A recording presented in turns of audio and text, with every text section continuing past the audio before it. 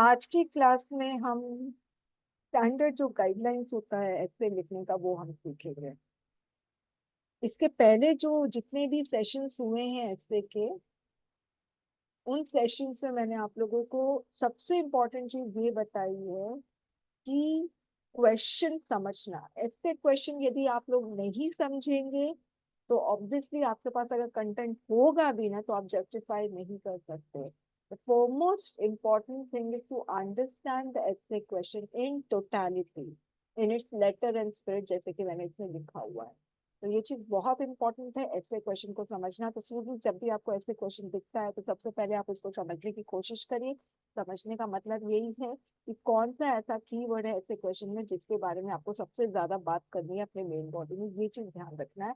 बाकी तो हर एक की कंपोनेंट में आपको रिलेशनशिप स्टैब्लिश करना ही है थ्रू आउट योर कंटेंट। ठीक है, चलिए अब हम शुरू करते हैं। Standard guidelines for essay writing.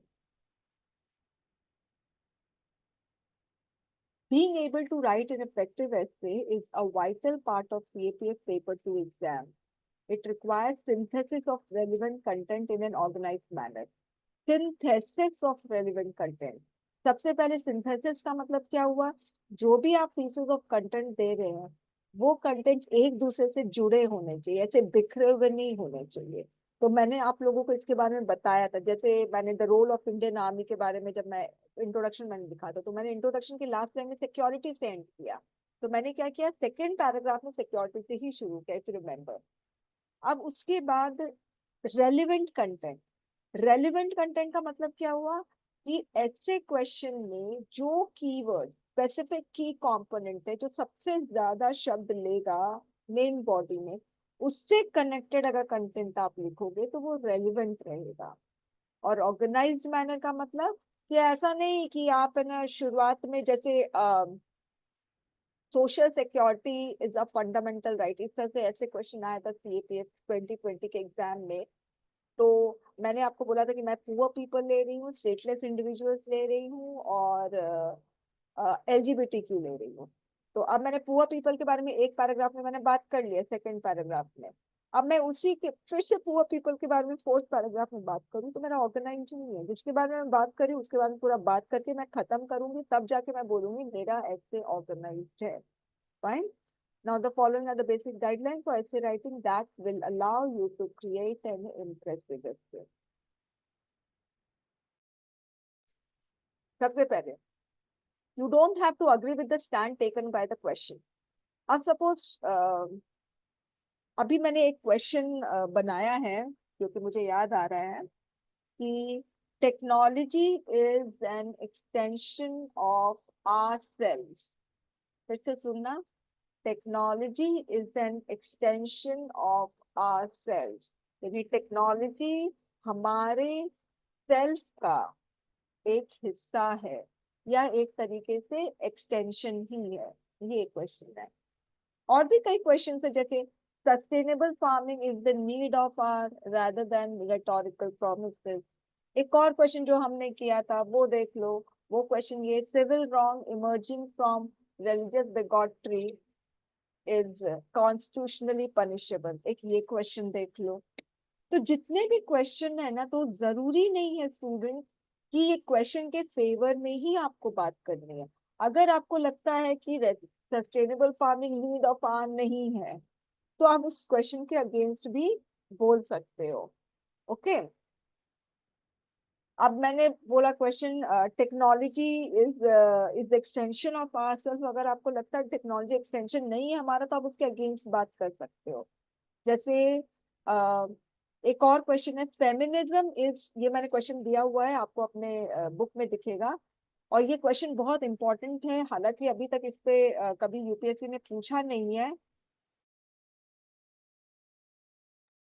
तो feminism is doing more harm then good, ये क्वेश्चन।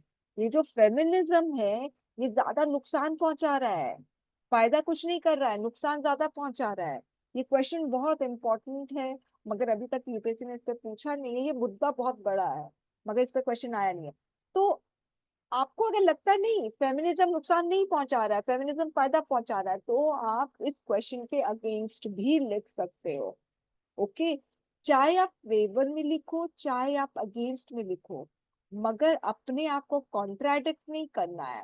जैसे आपने फेवर में लिखा और फिर आप उसी के अगेंस्ट में लिख रहे हो, तो आप कॉन्ट्राडिक्ट कर रहे हो। मगर हाँ, ऐसा हो सकता है कि आप उस एसे के प्रोज एंड कॉन्स, यानी दोनों हिस्सा आप बता रहे हो। आप उसका फायदा भी बता रहे हो, आप उसका नुकसान भी बता रहे हो, ऐसे भी कर सकते हो।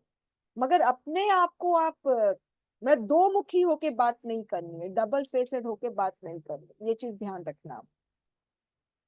अगर आपको लगता है हाँ फेमिनिज्म ज्यादा नुकसान पहुंचा रहा है, तो उसी उसी को लेकर रखो और फिर आगे अपने कंटेंट को बढ़ाओ। और अब जैसे मैंने ये वाला क्वेश्चन का मैंने इसका आंसर लिखा था, तो मैंने क्या किया, मैंने फर्स्ट पैराग्राफ में, क्वेश्चन है feminism is doing more harm then good, तो मैंने फर्स्ट पैराग्राफ में क्या किया, फेमिनिज्म के पूरे फायदे बता दिए।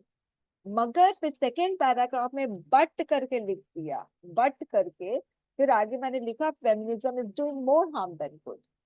ओके, तो अब फिर मैं उसी जो मैंने स्टैंड लिया ना कि हाँ फेमिनिज्म सच में नुकसान पहुंचा रहा, उसी स्टैंड को मैं आगे एक्सटेंड करती गई।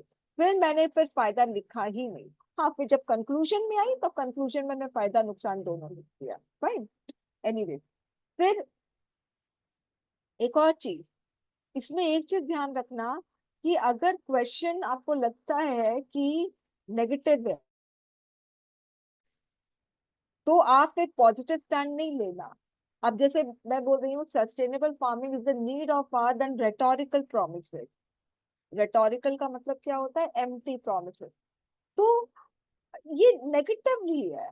अब आप उसको ये नहीं बोलोगे नहीं sustainable farming need of hour नहीं है, हाँ ये नहीं करना। ओके, अगर सपोज आप ऐसे मत बोलना, one must not say that terrorism under certain condition is equivalent to a freedom struggle. आप कभी भी टेररिज्म और फ्रीडम स्ट्रगल को सिनोनिम मत मानना कि हाँ दोनों एक ही जैसे है, ये गलत हो जाएगा। इवन दो कोर्स, एक कोर्ट है, one man terrorist is another man freedom fighter. बोले आपको, आप बोल सकते हो ये मुझे टेररिस्ट लग रहा है, तो दूसरा बोल सकता है अरे मुझे तो ये फ्रीडम फाइटर लगता है, भाई कश्मीर को फ्रीडम दिलाना है। हो सकता है ना ऐसा लगे, मगर ये काम मत करना, आप इंडियन हो, ये चीज ध्यान रखना आप। ओके, अच्छा, third, your content should resonate with the given essay question. Resonate with the given ऐसे क्वेश्चन मतलब ये है कि क्वेश्चन का जो आपने जनरल कंपोनेंट पहचान लिया, आपने स्पेसिफिक कंपोनेंट पहचान लिया, तो स्पेसिफिक कंपोनेंट आपको पता है उसको मेन बॉडी में लिखना है, उसी के बारे में आपको सबसे ज्यादा बात करनी है, while establishing the link between specific and general। तो आप स्पेसिफिक कंपोनेंट से डेविएट अगर हो गए ना, तो फिर प्रॉब्लम है, फिर आप अपने क्वेश्चन को जस्टिफाई नहीं कर पाओगे। ओके, और ध्यान रखना, examiners are usually quite adept at detecting bluffing. तो आप ब्लफ कुछ मत करना, क्वेश्चन से डेविएट मत होना, स्पेसिफिक कंपोनेंट पहचानो, उसी पे टिके रहो। ठीक है, और अननेसेसरी इलैबोरेशन करने की जरूरत नहीं है। आपने एक पॉइंट लिया, जैसे मैंने लिया, सोशल सिक्योरिटी था, अब उसी का मुझे मैंने तीन बस तीन पार्ट लिया, पुअर पीपल, एलजीबीटीक्यू और स्टेटलेस इंडिविजुअल। अब मैंने बोला पुअर पीपल इतने हैं, ठीक है, सपोज मैंने कुछ डेटा दे दिया कि इतने पुअर पीपल है all over the world, fine. अब आप फिर इंडिया का भी डेटा दे रहे हो, अफ्रीका का भी अलग डेटा दे रहे हो, ऐसे नहीं करना, बस एक डेटा काफी है। तो अननेसेसरी इलैबोरेशन से बचना।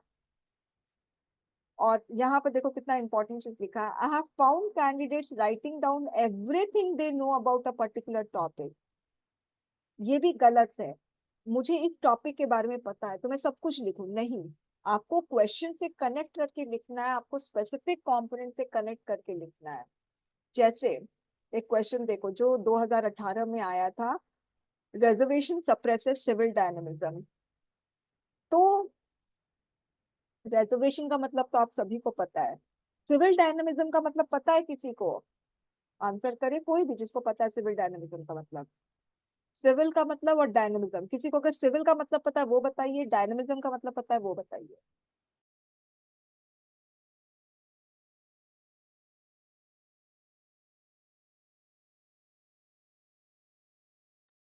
सिविल का मतलब नागरिक से कनेक्टेड है, और डायनेमिज्म जैसे डायनामिक्स होता है ना, फिजिक्स में एक चैप्टर है डायनामिक्स।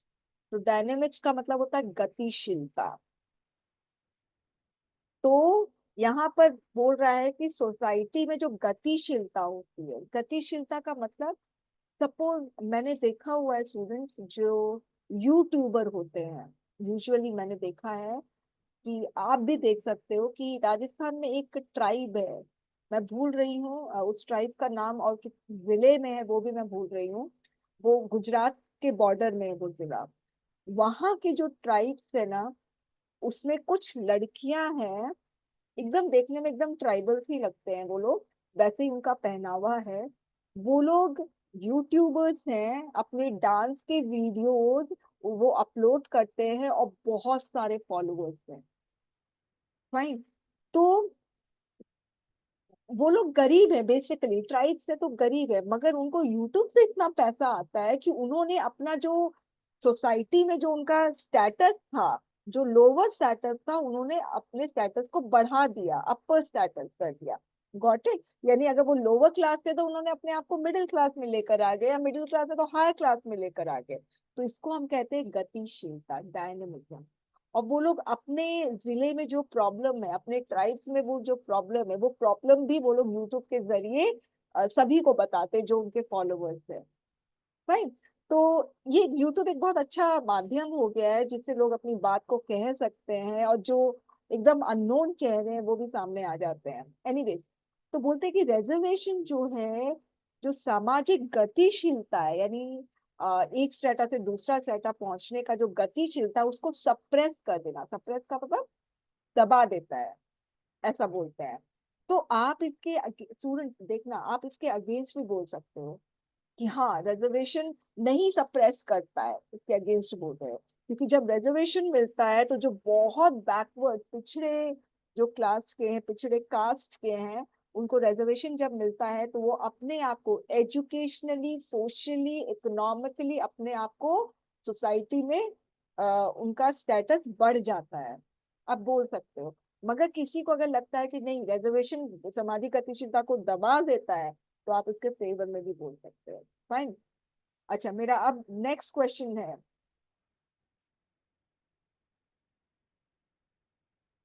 अच्छा, कालबेलिया ट्राइब। ओके, हो सकता है ये ट्राइब हो। हाँ, अब मेरा नेक्स्ट क्वेश्चन ये है कि इस रिजर्वेशन सप्रेसर सिविल डायनामिज्म में, इसमें स्पेसिफिक कंपोनेंट और जनरल कंपोनेंट आपको ढूंढना है। ओके, तो जुगल किशोर आप ट्राई करिए स्पेसिफिक कंपोनेंट और जनरल कंपोनेंट ढूंढने का।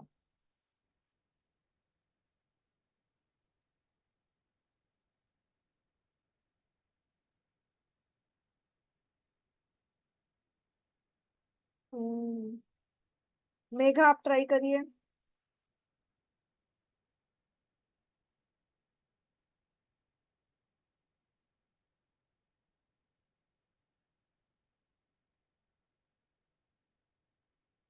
स्पेसिफिक और जनरल, इसमें आपका तीन कीवर्ड्स है, reservation, suppressive, civil dynamics. Civil dynamics को पूरा ले लेंगे हम। तो तीन कीवर्ड्स है। तो इसमें एक जनरल होगा, या दो जनरल हो सकते हैं, देख लो, मगर आप सप्रेसिव उतना इंपॉर्टेंट नहीं है जितना रिजर्वेशन और सिविल डायनामिज्म है। तो इसमें रिजर्वेशन और सिविल डायनामिज्म में आपको बताना है कि कौन सबसे बड़ा अ, इसमें है, जिसके अंदर कौन सा ऐसा बड़ा कीवर्ड है जिसके अंदर दूसरा कीवर्ड समा जाएगा। तो कौन क्या चीज समा सकता है?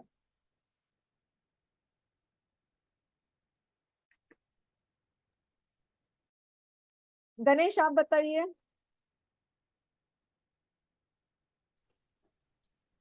मैम, रिजर्वेशन जनरल कंपोनेंट है हम्म।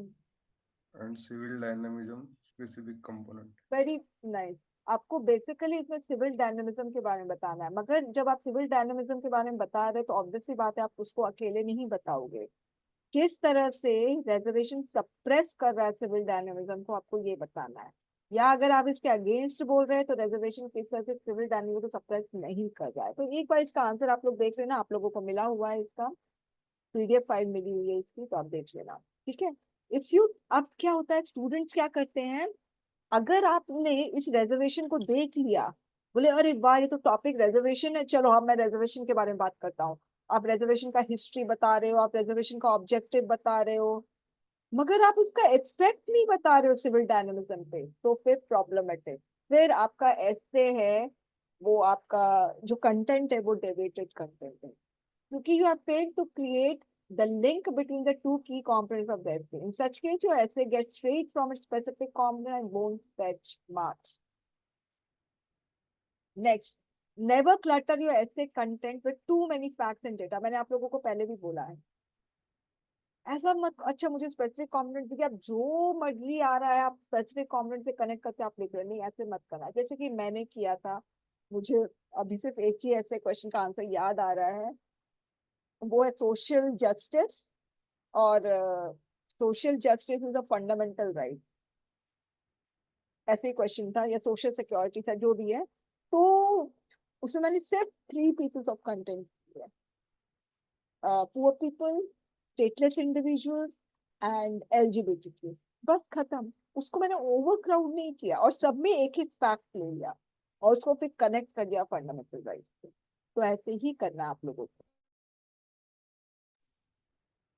Try to list 2 or 3 facts to substantiate the link, मतलब कि लिंक को सब्सटैंशिएट करने के लिए, यानी लिंक को स्टैब्लिश करने के लिए, की कंपोनेंट और स्पेसिफिक की कंपोनेंट्स में लिंक को स्टैब्लिश करने के लिए 2 और 3 फैक्ट्स ले लो।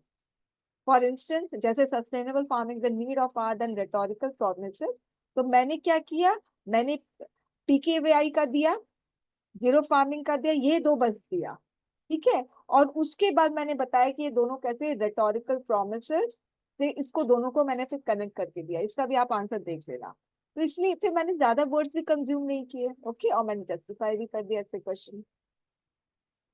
अब स्टूडेंट्स एक चीज बहुत पूछते हैं कि मैम हम गवर्नमेंट को क्रिटिसाइज कर सकते हैं, ठीक है, तो यूपीएससी भी गवर्नमेंट का एक हिस्सा ही है सोनी।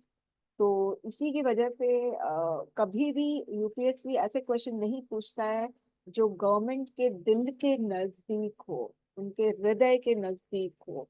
वो क्वेश्चन कभी यूपीएससी नहीं पूछता। कश्मीर का मुद्दा कितना बड़ा मुद्दा था, जब 370 को अब्रोगेट किया वो क्वेश्चन नहीं आया। सीएए इतना बड़ा मुद्दा कि रायट्स हो गए, उस पर क्वेश्चन नहीं आया। अयोध्या का मामला इतना बड़ा मुद्दा, उस पर कभी क्वेश्चन नहीं आया। Got it. तो आप लोगों को पता ये चीज होना चाहिए कि जो एकदम सेंसिटिव मामला है, जिसको बीजेपी अनरीजनेबली सपोर्ट कर रहा है, मैं ऐसे नहीं बोलूंगी कश्मीर का 370 वाला मैं बहुत फेवर में हूँ, मगर जिसको भी गवर्नमेंट है, सरकार है, सरकार कभी कभी किसी को सपोर्ट करती है अनरीजनेबली, ठीक है, आउट ऑफ लाइन जाता है, तो वो बहुत सेंसिटिव मामला हो जाता है। ओके, और रिलीजन का मामला तो बहुत ही सेंसिटिव है, तो इसीलिए आप हमेशा याद रखना ऐसे क्वेश्चन नहीं आते। और ऐसे क्वेश्चन नहीं भी आएंगे तब भी, सपोज क्वेश्चन आता है रिलीजन पे, कोई भी कम्युनिज्म पे क्वेश्चन आ जाता है, ठीक है, तो आप लोग कभी भी अपने कंटेंट में अयोध्या, सीएए का जिक्र तक नहीं करोगे। ये चीज एकदम ध्यान रखना है आपको, बिल्कुल जिक्र नहीं करोगे। फाइन। तो आप, मगर ऐसा नहीं आप गवर्नमेंट की पॉलिसी को क्रिटिसाइज नहीं करते, बिल्कुल पॉलिसी को क्रिटिसाइज कर सकते हो, मगर एकदम सेंसिटिव पॉलिसी को, ये पॉलिसी नहीं है जो अयोध्या ये सब का है, मगर सेंसिटिव इशू को एकदम टच नहीं करना। आपको पता होना चाहिए, जब आप लोग न्यूज़पेपर पढ़ते हो तो आपको पता होना चाहिए कि कौन सा मुद्दा एकदम टची है, ठीक है। उस मुद्दे को आपको छेड़ना भी नहीं है अपने कंटेंट में, डायरेक्टली इनडायरेक्टली बिल्कुल मत छेड़ो, ठीक है। मगर जो नॉर्मल पॉलिसी है, ठीक है, जो बिल अभी रिजर्वेशन, विमेन का रिजर्वेशन बिल का के बारे में बात हो रही है, वो सेंसिटिव नहीं है, आप उस पर बात कर सकते हो। टेलीकॉम बिल है, आप उस पर बात कर सकते हो। अगर आपको लग रहा है कि गवर्नमेंट को क्रिटिसाइज करना चाहिए, आप क्रिटिसाइज कर सकते हो, कोई प्रॉब्लम नहीं है। मगर जब क्रिटिसाइज करूँ तो आपको फिर स्ट्रॉन्ग एविडेंस देना पड़ेगा। एविडेंस नहीं तो लॉजिकल रीजनिंग के साथ आपको क्रिटिसाइज नहीं करना है। आपको हवा में आप क्रिटिसाइज नहीं कर सकते हो। Do not cite any issue that are very much sensitive and close to the ruling party's heart. Even a slightest remark on the issue, मैंने यहाँ पर लिखा हुआ है, CA, NRC, Ayodhya 370 may land you in trouble. It is therefore strongly recommended to avoid quoting such provoking issues in your answers. Right? आप इसको छेड़ो ही मत, और ऐसे आप क्रिटिसाइज कर सकते हो, ठीक है? क्रिटिसाइज नहीं करोगे तो आपका खुद का स्टैंड नहीं पता चलेगा। Next, do not commit the errors of hasty or sweeping generalization that may weaken your content. तो मैंने आप लोगों को एक स्टूडेंट का दिखाया था, या मैंने नहीं दिखाया होगा तो मैंने जरूर कोट किया था। उसने बोला था कि reservation must be uprooted। ये जनरलाइजेशन है, ठीक है, कि रिजर्वेशन को पूरा अप्रूव कर देना चाहिए, और उसका उसका खुद का बायसनेस भी पता चल रहा है, उसका खुद का पता चल रहा है कि वो जनरल कैटेगरी का, तो ऐसा मत करना। और हाँ, एक एक स्टूडेंट ने, उसी स्टूडेंट है जिसने ये रिजर्वेशन का लिखा, उसी स्टूडेंट ने लिखा था, ये लद्दाख का है, उसी स्टूडेंट ने लिखा था कि all women have been oppressed, ऐसे लिखा। कितना बड़ा जनरलाइजेशन है। उसने लिखा जितने भी इंडिया के विमेन सबको ऑप्रेस किया जाता है, जबकि ये गलत है। ऐसा बिल्कुल भी नहीं है कि और उसने ये लिखा कि हमारे स्क्रिप्चर्स कहते हैं, ठीक है, कुरान, बाइबल हो, भगवत गीता हो, उसमें स्क्रिप्चर्स भी कहते हैं कि विमेन को ऑप्रेस किया जाना चाहिए। सोचो, अब थोड़ा सा आप लोग कॉमन सेंस रखना, ऐसा काम मत करना कि ओवर जनरल स्टेटमेंट।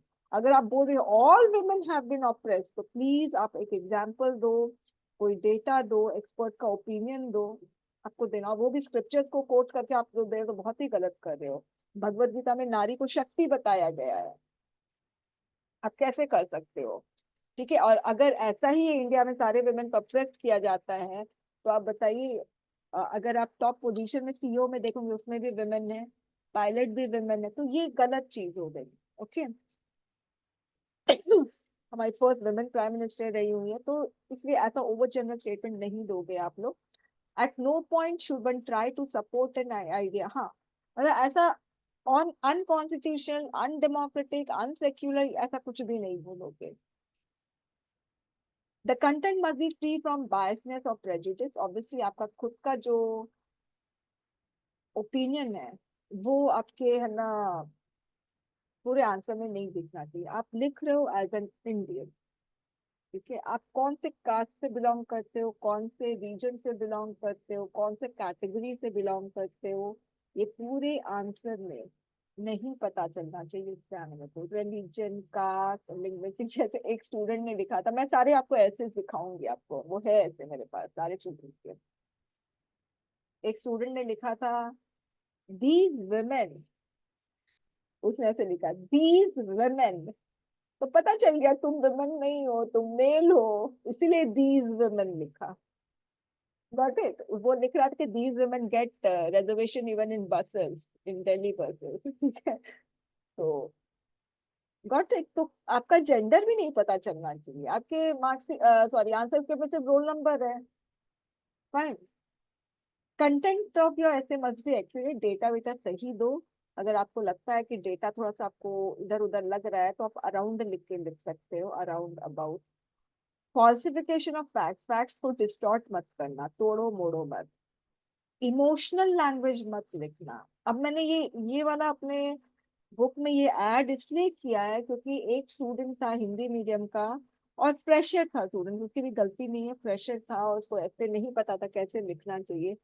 तो उसने लिखा, मैं कोई एग्रीकल्चर पे मैंने क्वेश्चन लिखा था, मुझे वो क्वेश्चन याद नहीं है, तो उसने लिखा मेरे पिता, मेरे दादाजी सब किसान रहे हुए हैं और उनको मजदूरी के नाम पे कुछ नहीं मिलता, दूसरे के खेत में काम करते हैं। तो ये इमोशनल लैंग्वेज है। आप एज एन इंडिविजुअल आप ऐसे नहीं लिख रहे हो, एक्चुअली आप पूरे, जब आप ऐसे लिखते हो तो आपको लगना चाहिए कि आप इंडिया एज अ कंट्री को रिप्रेजेंट कर रहे हो। आप एज एन इंडियन लिख रहे हो, जो इंडिया के जो इशू है उसको ऑब्जेक्टिवली रिप्रेजेंट कर रहे हो। ओके, तो ये चीज ध्यान देना है आपको। अच्छा, ये तो मैंने हमेशा से कहा है कि एंटायर आंसर स्क्रिप्ट में क्वेश्चन, इंटरोगेटिव सेंटेंस या प्रश्नवाचक वाक्य मत बनाओ। प्रश्नवाचक वाक्य बनाओगे फिर उसका आंसर लिखोगे, तो ये अननेसेसरी वर्ड्स कंज्यूम करता है। कभी भी फर्स्ट पर्सन और सेकंड पर्सन में आंसर नहीं लिखोगे। फर्स्ट पर्सन कौन हुआ? आई, मी, माई सेल्फ, माइन। आपको याद है आप लोग ने रीडिंग कॉम्प्रिहेंशन में आई, ऑलमोस्ट सभी ने आई लिखा था और यू लिखा था, जबकि नहीं लिखना चाहिए, सेकंड पर्सन यानी यू नहीं लिखना चाहिए। कभी भी ऐसे पॉइंट वाइज या हेडिंग वाइज नहीं लिखना चाहिए। कई बार मैंने आप लोगों को बताया है, सब हेडिंग वाइज सिर्फ पैराग्राफ वाइज लिखना है। कोई flow chart, diagram, map, graph कुछ नहीं बनाना है, आपको पैराग्राफ में ही लिखना है। कभी कोई पॉलिटिकल लीडर या पार्टी का नाम नहीं देना है।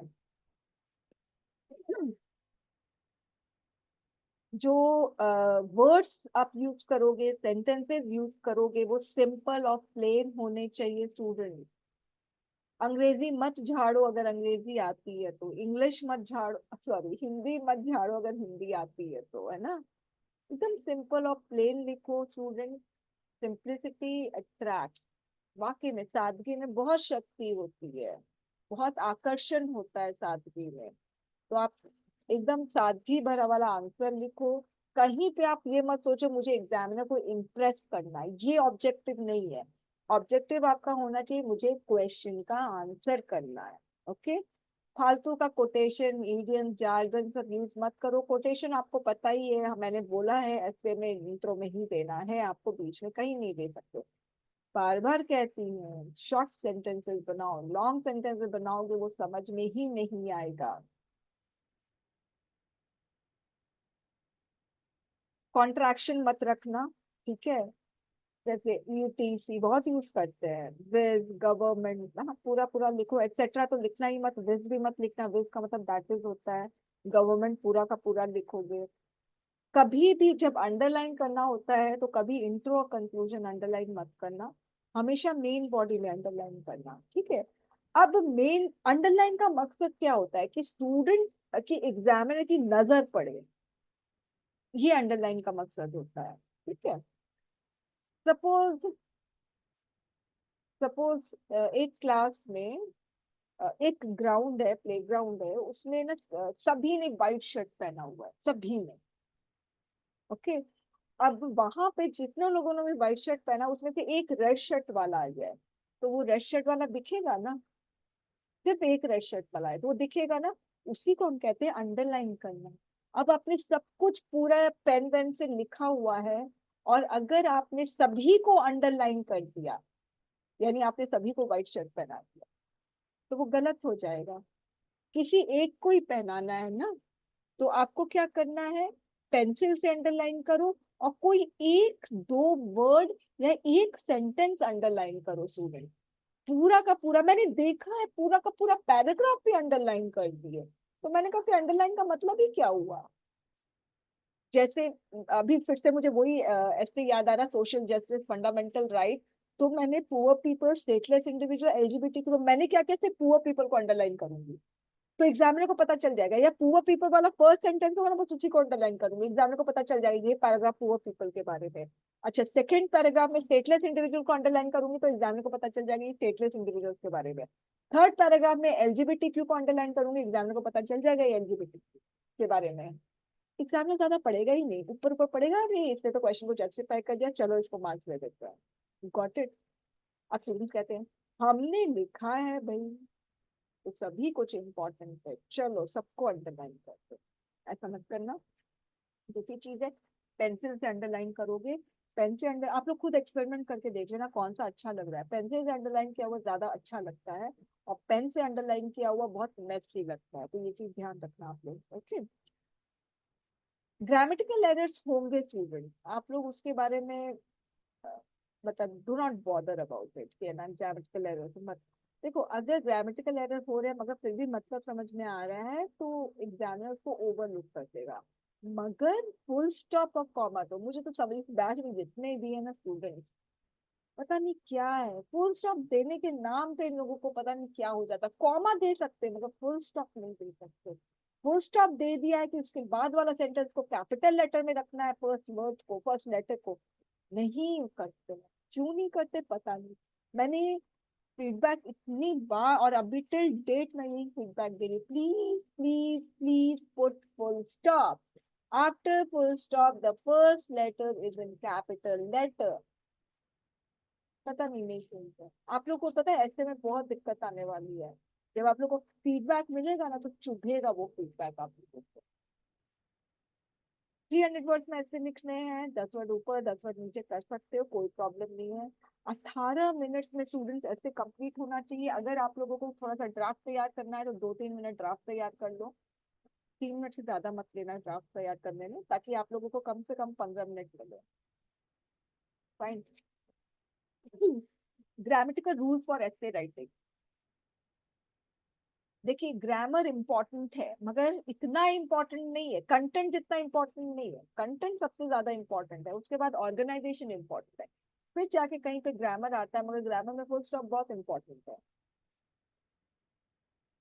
अब grammar is the framework upon which all your communication is build. The chapter provides a selective, पूरा ग्रामर तो नहीं बताऊंगी इसमें obviously, selective overview of the key areas of English grammar that you need to master in order to express yourself clearly, appropriately in an essay writing section. Its prime aim is to point out the grammatical areas in which students are susceptible to making mistakes. कुछ ऐसे grammar का areas है जहाँ पे student usually mistakes करते हैं। Okay, तो वो सारे एरियाज मुझे आप लोगों को बताना है। सबसे पहली चीज सेंटेंस क्या होता है स्टूडेंट? सेंटेंस शब्दों के समूह को कहते हैं, वो सेंटेंस होता है। मगर उस शब्दों के समूह में याद रखना एक सब्जेक्ट आएगा और एक वर्ब आएगा। ये चीज हमेशा याद रखना। जैसे यही वाला सेंटेंस देख लो, it is a set of meaningful words. Sentence का मतलब क्या? Set of meaningful words. तो मैंने कहा हर सेंटेंस में एक सब्जेक्ट और एक वर्ब आएगा। तो अब इट इज में देखो, it subject is verb. I have found में देखो, I subject have verb. Never frame में देखो, फ्रेम वर्ब। और सब्जेक्ट है हिडन है। हिडन कैसे है? यहाँ पे यू है, हिडन है। You never frame interrogative sentence. Okay. जैसे अवॉइड फ्रेमिंग, तो अवॉइड क्या है? वर्ब है। तो यहाँ पर सब्जेक्ट हिडन है, you avoid framing long sentence. Fine. अब पैराग्राफ इज अ शॉर्ट, तो पैराग्राफ सब्जेक्ट हुआ, इज वर्ब हुआ। तो हमेशा सेंटेंस में आपको सब्जेक्ट और वर्ब मिलेगा, ऐसा कभी नहीं हो सकता कि ना हो। तो जब भी आप सेंटेंस बनाओगे तो आपको देखना है कि आपके सेंटेंस में सब्जेक्ट और वर्ब है। मैं आपको एक ऐसा आंसर स्क्रिप्ट दिखाने वाली हूँ जिसमें वर्ब को ही गोल कर रहे हैं और सेंटेंस बना रहे हैं, तो वो गलत हो जाएगा। ठीक है। अब लिखा है कि मैंने बताया है कि मैंने स्टूडेंट्स को देखा बिना वर्ब के सेंटेंस बनाए, बिना फुल स्टॉप दिए, लगातार चलते जा रहे ट्रेन की जैसे, कोई फुल स्टॉप नहीं। मतलब एग्जामिनर को मौका ही नहीं दे रहे कि बेचारा वो सांस ले, बस सांस लेने का भी मौका नहीं दे रहे एग्जामिनर को। भाई मैं इतनी मेहनत करके लिख रहा हूँ, मैं तो पेन तक नहीं उठा रहा हूँ, तो मैं सांस लेने का कैसे मौका दे दूंगा? ऐसा मत करना चाहिए। फुल स्टॉप पुट करो। फुल स्टॉप का मतलब होता है पॉज देना, रुकना थोड़ी देर। तो रुकते हो ना, तो एग्जामिनर को मौका मिलता है आपका सेंटेंस को समझने के लिए। अगर रुकोगे नहीं, फुल स्टॉप नहीं दोगे, तो एग्जाम चलता जाएगा चलता जाएगा, इसको सेंटेंस समझने का मौका ही नहीं मिलेगा। इसलिए बोलते छोटे छोटे सेंटेंसेस बनाने। इंटरोगेटिव सेंटेंस मत बनाना, प्रश्नवाचक वाक्य मत बनाना, लॉन्ग सेंटेंसेस मत बनाना, क्योंकि लॉन्ग सेंटेंसेस बनाओगे तो they take longer to read and often are complex and difficult to comprehend. Long sentence ज्यादा टाइम लगता है पढ़ने में, कॉम्प्लेक्स होता है और समझ में भी नहीं आता है। और एग्जामिनर कोई तुम्हारा रिश्तेदार तो लग नहीं रहा है कि अच्छा इस बच्चे का मुझे समझ में नहीं आ रहा है, चलो मैं दोबारा पढ़ता हूँ समझने के लिए। एग्जाम में वो क्या नहीं समझ में आया, पहले पहला ट्राई में नहीं समझ में आया तो वो दूसरा ट्राई तो देगा नहीं, वो तो आगे बढ़ जाएगा और मार्क्स तो आपको मिलेंगे नहीं। If he hasn't understood in his first attempt उसको नहीं समझ में आया तो वो सेकंड ट्राई नहीं करेगा, ये याद रखना। इसीलिए बोलती राइटिंग आपकी अच्छी होनी चाहिए। और यहाँ पर है नहीं अविनाश। अविनाश की राइटिंग कितनी छोटी है, बाय द टाइम आप लोग आंसर स्क्रिप्ट खत्म करते हो, लास्ट क्वेश्चन तक पहुंचते हो, और चीटी जैसी राइटिंग हो जाती है, एकदम चीटी जैसी, तो बिल्कुल नहीं समझ में आती है। गणेश की राइटिंग बहुत छोटी है, दिवाकर की राइटिंग छोटी है। आप लोगों के पास टाइम है राइटिंग को बड़ा करने की। मुझे पता है कि राइटिंग अगर छोटी है, उसको बड़ा करना बहुत मुश्किल है, बड़ी है तो छोटी करना बहुत मुश्किल है। स्टूडेंट मेरी राइटिंग तो बहुत बड़ी है, राक्षस जैसी बड़ी है। तो जब मैं स्टूडेंट थी तो मैंने बहुत एक्सपेरिमेंट किया, क्योंकि मेरी टीचर ने मुझे वार्न किया था। तो मैंने छोटा छोटा लिखना शुरू कर दिया। अब जब मैंने छोटा छोटा लिखना शुरू किया, मेरे हाथ बहुत दर्द करते थे। क्योंकि मेरा आदत क्या बड़ा बड़ा लिखना। तो स्टूडेंट्स आप लोगों को प्रॉब्लम होगी, मगर कोशिश करो बड़ा लिखने की। अच्छा, इस तरह के सेंटेंस आप लोग नहीं बनाओगे। लेट्स बिगिन, लेट्स बिगिन में पता है कौन आते हैं? लेट्स का मतलब होता है लेट अस। अस में कौन आ गया? मैं और एग्जामिनर, यानी जो लिख रहा है वो और जो पढ़ रहा है वो। तो आपका वो फ्रेंड लगता है जो आप बोल रहे हैं let us begin, let us do. ये एकदम गलत तरीका है। अच्छा, तो सेंटेंस क्या हुआ? शब्दों का, मीनिंगफुल शब्दों का समूह। तो पैराग्राफ क्या हुआ? पैराग्राफ, पैराग्राफ तभी होता है जब उसमें एटलीस्ट दो सेंटेंसेस होते हैं। एटलीस्ट दो सेंटेंसेस। अब जैसे मेघा ने क्या किया, फर्स्ट जो प्रेसी लिखा था, आगे वाली प्रेसी तो अच्छी लिखने लग गई थी, मगर जब उसने फर्स्ट प्रेसी लिखी थी तो उसने पैरा चेंज किया था। हालांकि मैंने बोला है कि प्रेसी में जरूरत नहीं है पैरा चेंज करने की, फिर भी अगर आपको लगता है कि पैरा चेंज करना चाहिए, उसमें भी कॉमन सेंस होना चाहिए कब चेंज करना है। तो उसने क्या किया, पैरा चेंज किया और एक पैराग्राफ में सिर्फ एक ही सेंटेंस लिखा। तो स्टूडेंट, पैराग्राफ, पैराग्राफ तभी होता है जब उसमें एक से ज्यादा सेंटेंस हो, यानी दो फुल स्टॉप हो। ओके, अगर एक ही फुल स्टॉप है तो फिर वो पैरा नहीं है स्टूडेंट। फाइन। तो और एक और चीज, परफेक्ट पैराग्राफ वही होता है जिसमें सिर्फ एक ही आइडिया हो, एक ही इवेंट के बारे में आप फ्रॉम स्टार्ट टू फिनिश बता रहे हो। ऐसा नहीं एक इवेंट के बारे में बताए फिर दूसरा कहीं से एक और इवेंट लेकर आ गए, ऐसा नहीं।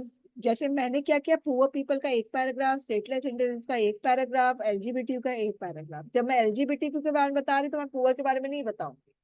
तो वो एक परफेक्ट पैराग्राफ हो गया। On the basis of this definition, you can't include only one sentence in a paragraph. यानी एक पैराग्राफ में आप सिर्फ एक ही सेंटेंस नहीं रख सकते हो, आपको कम से कम दो सेंटेंस रखना पड़ेगा और एक ही आइडिया के बारे में बताओगे। ठीक है।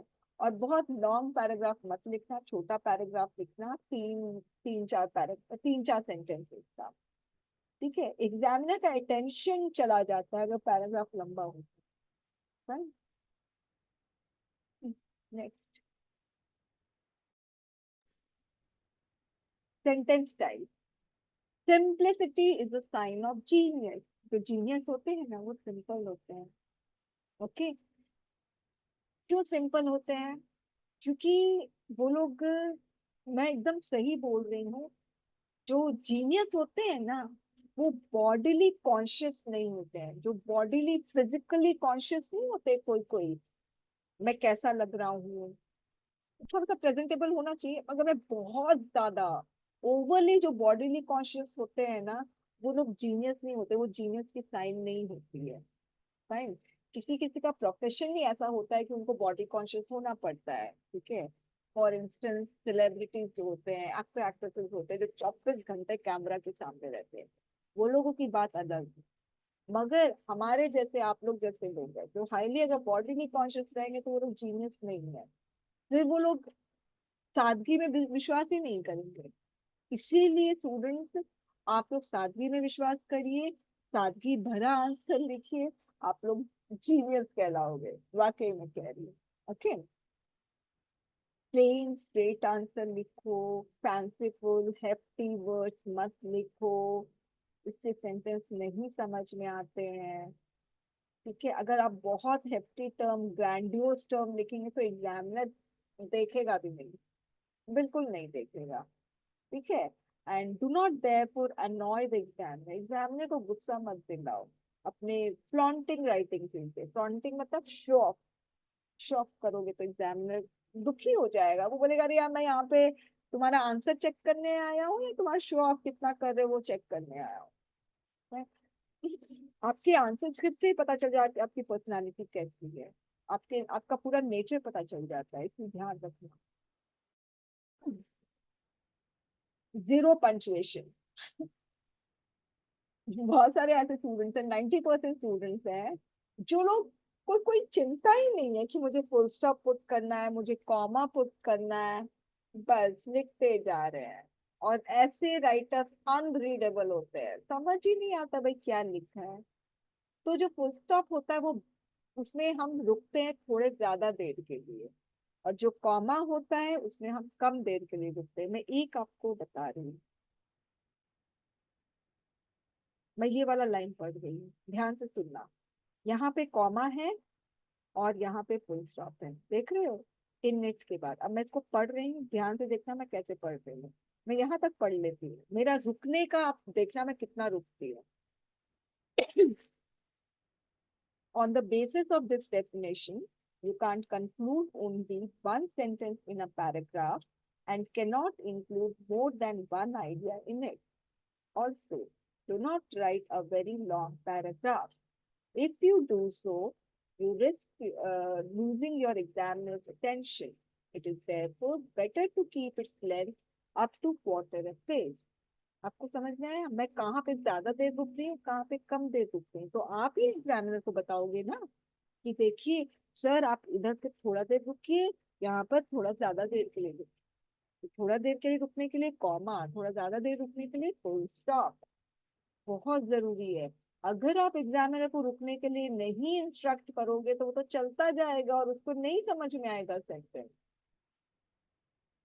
स्क्वीजिंग हैबिट स्टूडेंट्स की होती है, स्क्वीज करने का मतलब लंबा पैराग्राफ लिखो, लंबा सेंटेंस लिखो, उसमें 2-3 आइडियाज मिला दो। मैंने कितने तो अभी यहाँ पर इस बैच में जो स्टूडेंट्स है उनको मैंने दिखाया है कि एक पैराग्राफ में 36 वर्ड, प्रेसी में भी मतलब इतना लंबा सेंटेंस 36 वर्ड्स आ गए हैं। सब कुछ को स्क्वीज एक ही में करना, अरे भाई फुल स्टॉप पुट करो ना, क्या दिक्कत हो रही है आप लोगों को? मतलब एग्जामिनर के आंखों में आंसू आ जाएंगे अगर आप बिना फुल स्टॉप बिना कॉमा के आप लिखोगे तो, सच में बहुत इरिटेट हो जाएगा। एनीवे, तो ये है। अब मैं लिंकिंग वर्ड्स के बारे में बता देती हूँ। देखिए मैंने आप लोगों को बोला था पैरा टू पैरा लिंक होना चाहिए, सेंटेंस टू सेंटेंस लिंक होना चाहिए, तो उसके लिए मैंने यहाँ पर आप लोगों को कुछ वर्ड्स दिए। तो इन वर्ड्स को अच्छे से पढ़ो आप, इसको मैं ये सारे वर्ड्स यूज करती हूँ, तो अगर ये वर्ड्स आप लोग भी यूज करोगे तो अच्छा रहेगा। It is worthwhile to mention as it is built on account of another point to be made is that इस तरह से, okay? अच्छा रहेगा।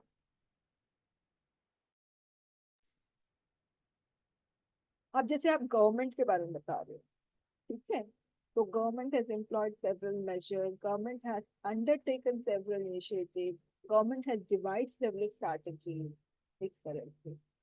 पॉलिसीज के बारे में लिखना है, government has initiated this policy. अगर आप लोगों को प्लेजेंट एडजेक्टिव के बारे में जानना है तो रेजोल्यूट, रॉबस्ट, रॉबस्ट क्या होता है, रॉबस्ट मेजर, ठीक है, resolute step, rigorous method, stringent, ये सारा प्लेजेंट एडजेक्टिव है जिसमें आप तारीफ कर रहे हो। The policy resonate with the ground reality. Unpleasant adjective है, पॉलिसी फ्लॉड है, लॉफ्टी है, कॉस्मेटिक है। कॉस्मेटिक का मतलब जैसे मेकअप करते हैं आजकल तो लड़के लड़की एक समान मेकअप करते हैं, ठीक है, तो मेकअप कर रहे हैं, तो वो मेकअप क्या कर रहा है, वो आपके असली चेहरा को बस छुपा रहा है, तो वो कॉस्मेटिक सर्विस हुआ, यानी बस ऊपर ऊपर पैच वर्क, बस पैच वर्क हो गया है। तो लिप सर्विस यानी एकदम ना के बराबर सेवा देना, patch work, half hearted attempt, ऐसे लिख सकते हो। Positive result, expected result, commendable result, welcome step, right step, great attempt, landmark judgment, reasons for celebration. Solution अगर आप बोले हाँ इसका सोल्यूशन ये है तो बोलते हैं अच्छा ये लूप होल है तो plug the loop holes, address the problem, save guard, नहीं शायद ये नीचे है, resolve the problem, rectify the problem, counter the problem, ऐसे करके, ठीक है। तो आप लोग देख लेना। आप सपोज कुछ डेटा दिए हो, so it is evident from the fact that above instances bear testament to, above instance testify to, इस तरह से। तो आप लोग एक बार इसको अच्छे से पढ़ लेना प्लीज।